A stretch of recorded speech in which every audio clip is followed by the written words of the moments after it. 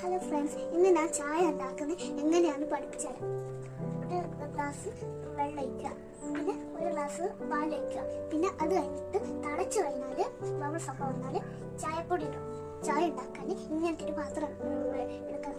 ആദ്യം ഈ ഇത് ഓണാക്കുന്ന മുന്നേ വെള്ളം ഒഴിക്കുക, ഗ്ലാസ് പാൽ ഒഴിക്കുക.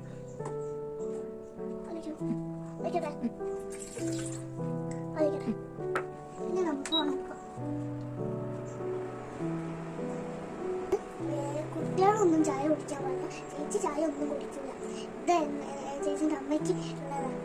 തിളച്ചിട്ട